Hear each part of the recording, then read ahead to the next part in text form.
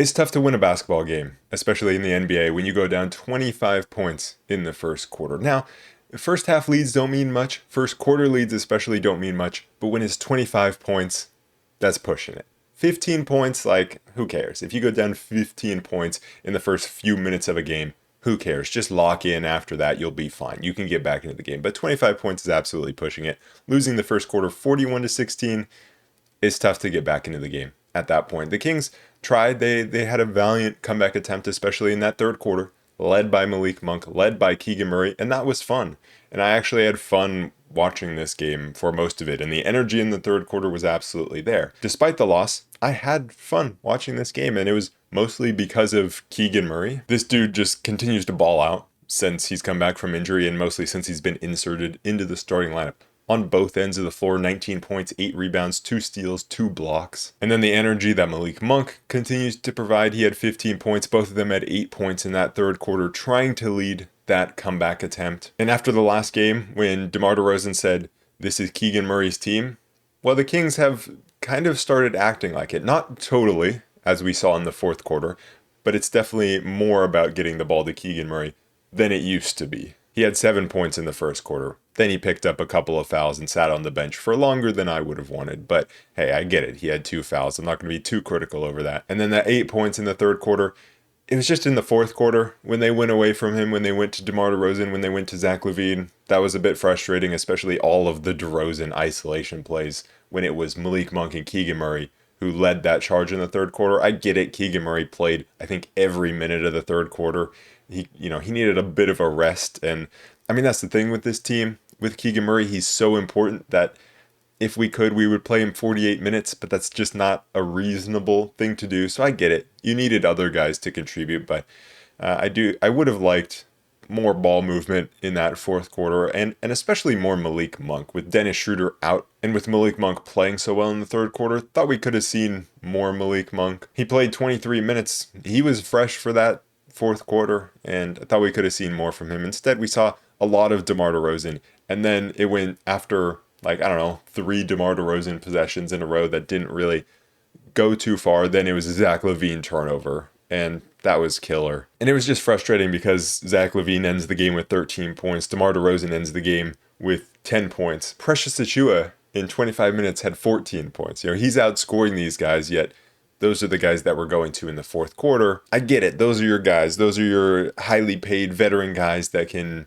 make something happen in the fourth quarter, but just why go away from what's working, especially when I think it's clear the direction that this Kings team is headed. This is a coming into this game 5-13 team, now 5-14 team. Why not let a guy like Keegan get a few more touches, or Malik Monk, or give some more fourth quarter experience to Anik Clifford? I think that was really my only problem. But Keegan Murray coming back has just made this team 10 times more enjoyable to watch. And he talked about wanting to be the most improved player, and I don't think that's going to happen because of how many games he missed. I also, it's tough to win most improved player, but he is playing like someone who should be in the running for that award if he continues this type of run. Even in his first game back, when he didn't play all that well, when he went 5 for 13 from the field, I think it was, there was still a lot to like, and we continue to see his aggressiveness. He went to the line for 4 free throw attempts in the first quarter, was just attacking, and that's how he got a lot of his points, or 3 of his 7 first quarter points were coming from the free throw line. I think that's a big thing that he could add to his game. So I loved watching him, loved watching Keon in this game. Malik Monk. Precious Achiuwa continues to be the best center for the Kings. I don't know why we continue to start Drew Eubanks, but then even after the Kings had their terrible start and Drew Eubanks was getting killed by Mark Williams, then we went to Maxime Renaud, which I thought was just an interesting decision just because we ended the previous game with Precious Achiuwa, and Precious has kind of been our best center and our go-to guy at the center position in terms of small ball center. So I was just surprised they went with Renaud there, but giving him a chance to save the team against Mark Williams, that didn't go well. And I'm not saying Precious did a great job of keeping Mark Williams off the glass either, but he does seem to be the Kings' best center. So, I mean, a pretty solid pickup for a guy that just got picked up on a minimum deal. But let's go to the start of this game, the first quarter. The first quarter was absolutely brutal, especially after 2 games against Denver and Minnesota where the team looked a lot better, Obviously, coming out with wins in those games after an 8-game losing streak, coming out with wins against a very good team, and then you come in here playing a Phoenix Suns team in the NBA Cup, and technically the Kings weren't eliminated from the NBA Cup yet. I mean, 2 losses, you're pretty much eliminated, especially with the point differential. They weren't advancing, so it doesn't really matter. But you come into this one and they just played lackadaisically. And it was so frustrating because it wasn't about talent. It wasn't about missing shots. It wasn't about being undersized even. There were plenty of times throughout the game where the Kings were undersized, or they missed some open shots, or the roster construction kind of shone through, and it was clear that, it was nobody on the team's fault that bad things were happening. It was nobody's fault necessarily that Mark Williams was dominating on the glass, because, Sabonis is out and it's just tough, and I get that. But that's not why they were losing in the first quarter so badly. They were losing because there was just dumb mistakes, lackadaisical play, and it really started with Zach LaVine. I was so frustrated within 2 minutes of this game, but even within like 30 seconds of this game, when I believe it was Drew Eubanks inbounded the ball to Zach LaVine because Russell Westbrook was there, but he was being hounded by Colin Gillespie, and Zach LaVine catches it and then just throws it straight to Colin Gillespie. I was so incredibly frustrated in that moment, literally more frustrated than I've ever been this season. Maybe it was because it was coming off the back of those 2 wins, so just subconsciously I started expecting more from this team, but it was so frustrating to see him throw that lazy pass. Dillon Brooks started this game off with 7 straight points, and the Phoenix Suns just played how the Kings talked about wanting to play, how Doug Christie talked about wanting to play. Scott Perry's identity that he wanted to instill in this team, that's the Phoenix Suns. But you can talk about an identity all you want, but you need the players who are really going to put that identity into practice. And that's what the Kings lack, and that's what the Suns actually have. And they have that led by Dillon Brooks. Dillon Brooks has been incredible for this Phoenix Suns team. He's going to get after it defensively. He's going to really annoy you. And then you have a guy like Colin Gillespie, who's also picking up 94 feet. For all that Kings talk about picking up 94 feet, I saw a lot of the Suns picking up 94 feet and very little of the Kings picking up 94 feet. The only guy that really consistently has picked up 94 feet, and I say consistently, it hasn't even been that consistent, is Dennis Schroeder, who is out. So I saw a Suns team that was getting after it, that was hounding ball handlers, and that was forcing turnovers, and that was the main issue. It was 17-6 after 3.5 minutes, 3 Kings turnovers. Dillon Brooks was killing us. Mark Williams was killing us on the glass. The Kings defense was too slow. And for really the entire first quarter, it just kind of felt like the Kings defense gave up. I could call out DeMar DeRozan for one play in transition where he was back on defense, but then just didn't even get front of whoever the Phoenix Suns player with the ball was. He didn't even try to get in front. And so, that's on DeMar DeRozan, but everyone on the Kings was doing that. And I expected when the bench came in for things to improve a little bit in that first. It really didn't. We've seen other teams get off to hot starts. The Suns started 5 for 7 from 3. That's something we're very used to this season. I mean, I can count a million games where the other team has started out hot from 3, and we've had to make those subs come in and make an impact and wake the team up. That's happened a ton. But the subs coming in really didn't change much. I expected it to, and it didn't. Even when Maxime Renaud came into the game, Keon Ellis, Nick Clifford, those guys, Malik Monk, those guys even didn't make too much of a difference. Precious Achiuwa came into the game, didn't really make a difference. And some of it is about the tone that was set when Devin Booker just kind of got hot early on. Then, of course, he's going to make tougher shots because the Suns are just in the flow of things. And that comes down to how the Kings started the game with what felt like a little bit of indifference, and you just have to start games a little bit more awake than that. There haven't been many times this season where I've called the Kings out for being lazy or indifferent. The Memphis game was really the only one I can recall. Most of the problems for this Kings team comes down to roster construction instead of individual performance. But this first quarter was just not one of those moments. It was about some lazy and indifferent play. The offense was horrible. The defense was horrible. Keegan Murray had 7 points. That was about it. for the Kings in the first quarter. DeMar had a couple of buckets, I think, as well. But then Keegan picked up his second foul, and I don't know if the Kings even scored after he left the game. The ball was not moving. It was DeMar ISO ball, missing kick out tough threes. Keon was cold from three, but he was having to take really tough ones. And we saw something that I don't know if we've ever seen before. 0 assists to 7 turnovers. That was insane. The fans were booing. Logan Webb was not happy on Twitter, saying that they should boo. The Suns, of course, starting incredibly hot from three. I would love to know the statistics. Maybe I'll look into this later of just how many threes the Kings allow in first quarters of games and what that 3-point percentage is versus the next 3 quarters. Because I think it's a big difference just from the eye test. It seems like such a big difference. Every team starts so hot and they'll hit 5, 6, 7 threes. And then when you look at the final total, it's like, okay, they only hit 14 after they were starting incredibly hot. They usually lock in after the first quarter. But man, that the first quarter just always kills them. So the Kings had 0 assists to 7 turnovers. The Suns had 10 assists to 1 turnover. The start of the second quarter was great. Bouncing back after that awful first 7-0 run. That pulled the Kings within 18, and it felt amazing. Yes, we're within 18, let's go. The Kings finally picked up a couple of assists. Malik Monk with the first assist of the game for the Kings, getting inside, finding Precious down low for the easy dunk. And that's something we've been seeing a lot lately. Both Precious getting easy dunks off of Monk feeds or Westbrook feeds. So Precious's movement has been very good. He had multiple and ones in the game. His finishing inside has been good. He had 14 points. So he's been the Kings' best center. The small ball center has, worked, but more out of necessity because no one else is playing well. But he's stepped in and he's played valiantly. But also Malik Monk, he's had a better time of getting inside. He started the season off just shooting really well from three, but not doing much else. These past few games, or past couple of weeks maybe, I feel like he's starting to get inside more. His playmaking is coming out a little bit more. And he's able to find these passes that we more expect from him. So that was good to see. He was just able to break the paint more than we've seen earlier in the season and towards the end of last season. The Kings in general, in the second quarter, started to get into the paint a little bit more. We saw Russell Westbrook getting into the paint, scoring and assisting. Russ's offense was good. He was knocking down threes. He was getting inside. He was creating for others. But he definitely had some turnovers. He had some bad moments. He was also brutal on the defensive end. I think it's just that chaotic energy that Russell Westbrook brings. Sometimes he can fall asleep on the defensive end, and he definitely gets caught going under some screens when he should be going over.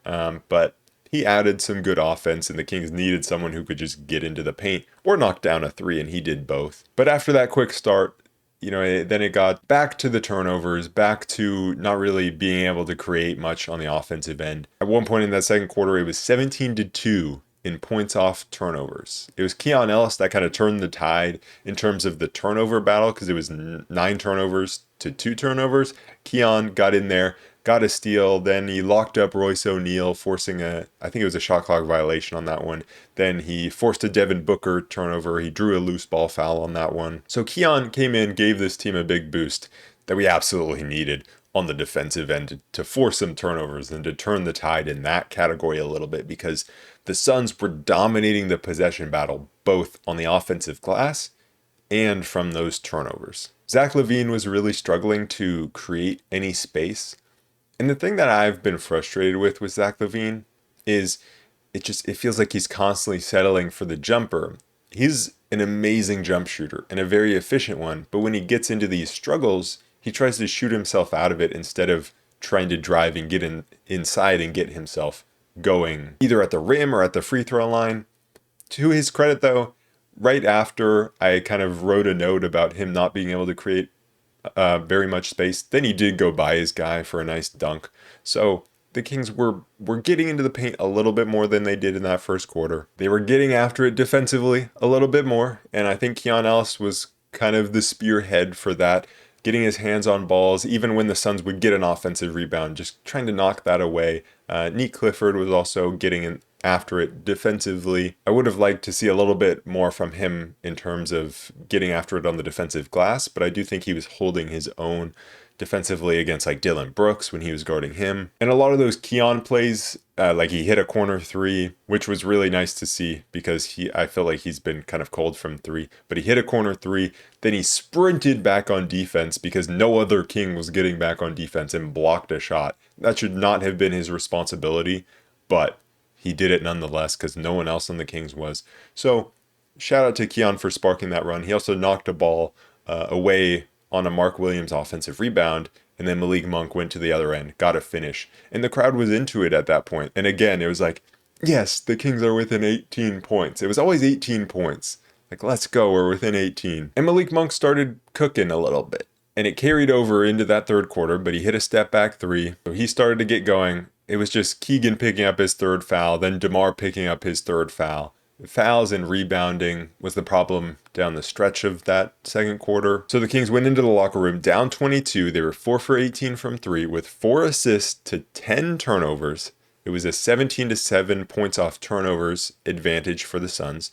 12-10 second chance points advantage for the Suns, and it was 10-6 on the offensive glass. Booker had 15, Dillon Brooks had 13, Gillespie had 14. For the Kings, Westbrook had 12, 2 and 2. Keegan had 7 points, but the 3 fouls, that was kind of preventing him from doing any more. The third quarter was really where the tide shifted for the Kings. And I will say that the defense was definitely better, but I can't completely credit it to the Kings defense. The Suns missed a million wide open threes. They didn't hit a three in the quarter. It was a 28-16 advantage for the Kings in that third quarter. If the Suns just knocked down 30% of their wide open threes, it probably would have been a tied quarter. That's how big of a difference that the Suns just not being able to hit a three made. So while there were some good things from the Kings, it was a little bit chaotic. It was a frenetic pace, and I think that's what happens a lot of times when one team does miss a lot of open threes, because it either results in long rebounds or it does result in long rebounds. Sometimes they result in offensive boards. Sometimes on those offensive rebounds, on those long rebounds, if the defensive team gets them, then they're already pushing the other way, because a lot of times it's someone coming from the paint and then already pushing the other way, kind of getting the ball in stride. So it was a chaotic period of basketball.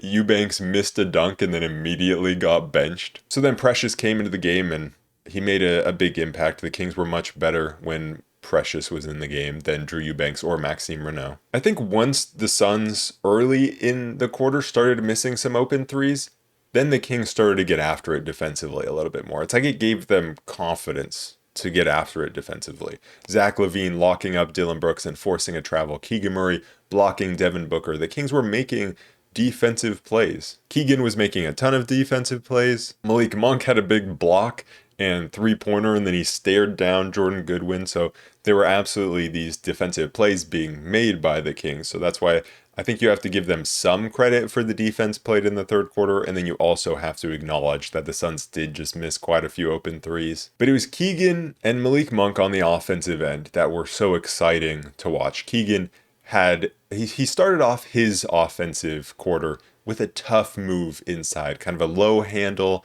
tough finish, a beautiful move, weaving his way through traffic and finishing at the rim. But then it was another play or another sequence of plays that really got me excited about Keegan and what I think the difference for him this season is versus previous seasons, because I'm not even sure it's that much about his game developing and more about his mindset developing. Like, of course, his game is developing and he's developing a better handle and becoming a more polished offensive player. But I do think it's a lot about the mindset, because he came up, he missed a three, but then what does he do? He hustles back, breaks up an interior pass, runs up the court again, and immediately takes another three and hits it.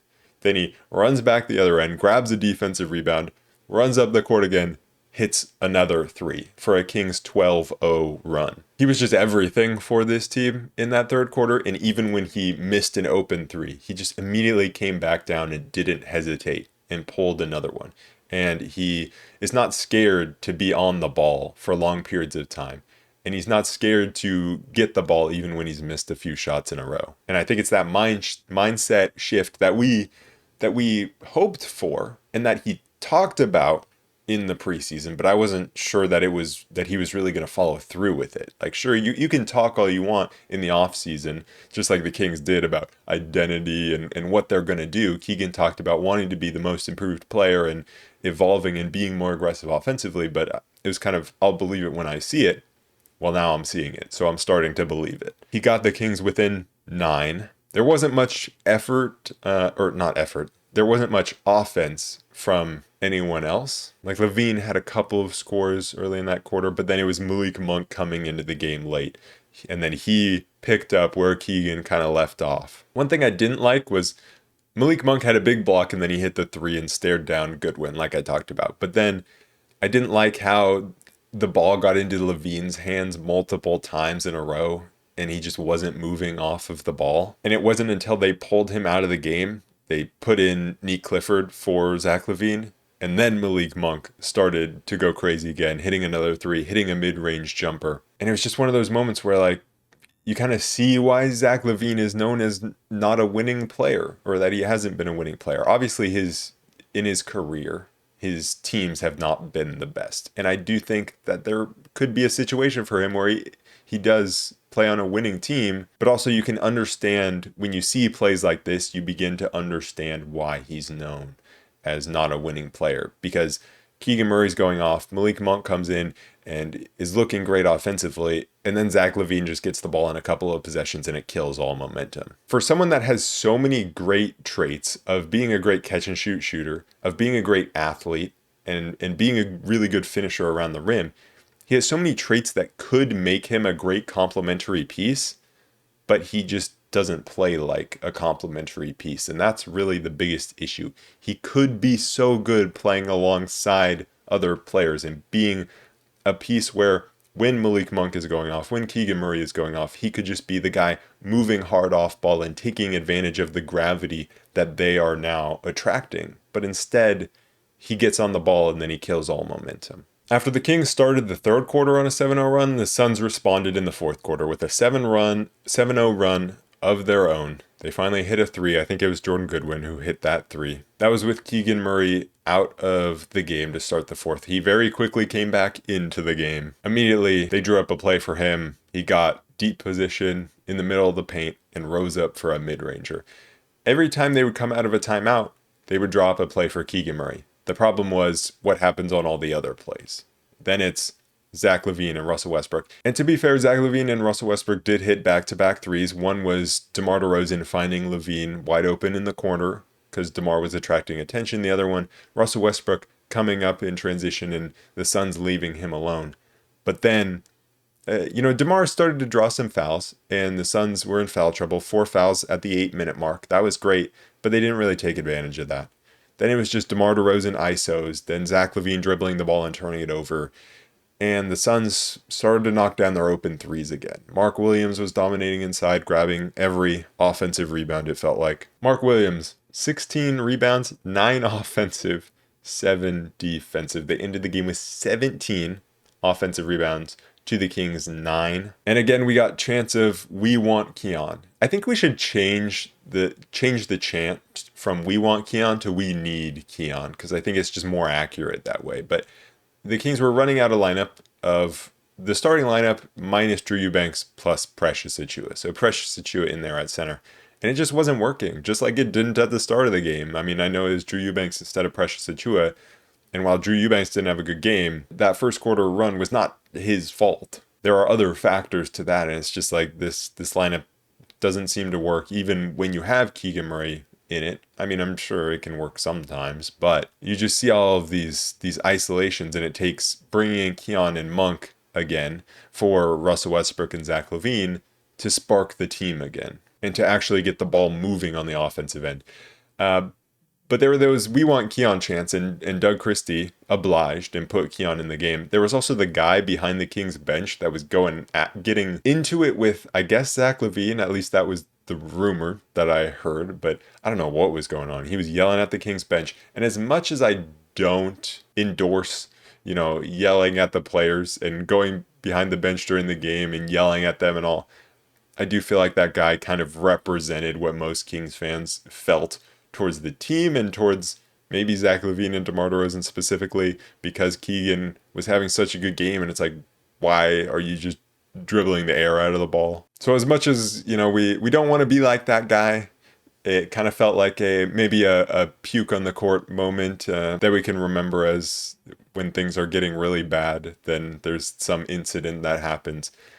But he did kind of represent Kings fans in that moment with everyone chanting, "We want Keon," and then him getting after it with the bench. But after that timeout, Doug Christie drew up a play for Keegan to get the ball, coming around a screen, and he scored a beautiful floater. So every time they would come out of a timeout, Keegan Murray is scoring the ball. When he touches the ball, he was scoring the ball. There were also some great plays from Keon Ellis. Great call from the fans in Golden One Center to put Keon in the game, okay? Because he had 2 blocks, saved the ball from going out of bounds once, forced someone to step out of bounds, hit a 3, had a steal, then turned it over. But, he just did so many things, make so much of an impact on the game. Precious also hit a 3 and had an and one. Like I said, he had multiple and ones in the game, although didn't convert that one. But too many open threes for the Suns and too many offensive boards when they missed was just too much to overcome. When you're playing from behind the entire game and then losing the possession battle like they did, it's going to be really tough. I don't know why the Suns didn't try to run up the point differential, because again, an NBA Cup game, the Suns are now 3-0, but the Thunder are also 3-0, and the Suns and OKC play each other in the final group game to see who gets first place. If the Suns lose that game, they need point differential to advance. So I don't know what they were doing at the end of the game, but doesn't affect us. Let's take a look at the box score of this game. Let's just start with the Suns. Devin Booker, he started out pretty hot. He only had 19 points on 6 for 22 from the field. Keegan Murray was hounding him off ball the entire game, so Keegan was getting after it on both ends of the court. It was Mark Williams with the 21 points, like I said, the 16 rebounds, and then it was Colin Gillespie with 21 for the Suns. For the Kings, I would say the guys that had positive performances, Keegan Murray, he was the only starter with a positive plus-minus at a +5. Off the bench, Precious Achiuwa was also a +5. But Keegan had 19, 8 rebounds, 3 assists, 2 steals, 2 blocks, 0 turnovers. Incredible game from him. He continues to impress. He played 38 minutes. The other starter that had a positive game, I would say, is Russell Westbrook. He went 8 for 13, 3 for 5 from 3. 19 points, 8 rebounds, 3 assists. He did have the 5 turnovers, and he did have some times of some just falling asleep defensively. But I think overall he still had a positive game. Off the bench, like I mentioned before, Precious Achiuwa continues to be the best center for this team right now. 14 points, 6 for 7 from the field, 1 for 1 from 3, had 5 rebounds, 3 assists.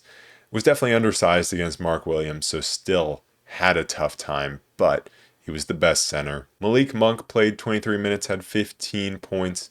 He also had 4 turnovers. There were a lot of guys that struggled with turnovers. Zach LaVine had 6, but still a positive performance from him. Keon, in 23 minutes, 2 for 4 from 3 for 6 points. Had 2 rebounds, 3 steals, 3 blocks.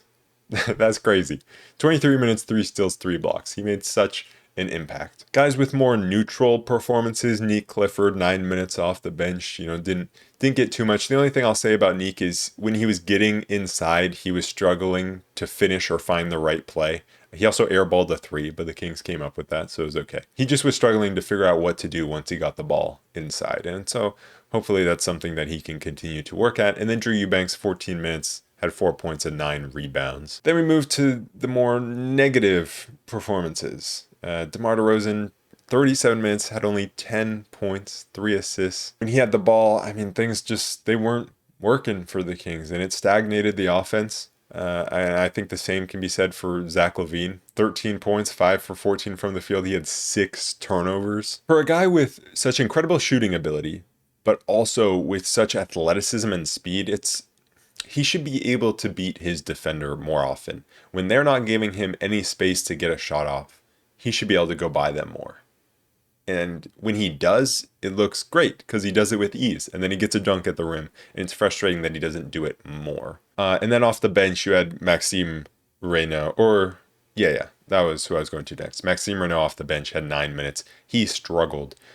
He was just not strong on the glass. In his 9 minutes, went 0 for 2, had 1 offensive rebound, 1 defensive rebound, but again, struggled on the glass. He did have one play where he was kind of in drop coverage and had active hands and stripped the ball and then it was kind of a loose ball. He went to his knees, he got a pass, and then went behind the back while he was on the ground with a nice pass. So that was a cool play. That I was like, whoa, what's going on? But overall, he struggled. The only other guy I'll shout out in this game is Jamari Bouye. 11 points, 3 for 5 from 3. He was a sniper out there. It was definitely a positive off of that Suns bench. The Kings now play the Utah Jazz in Utah, one of the few teams that the Kings have actually beat this season. But it was a close game, a 1-point game very early in the season.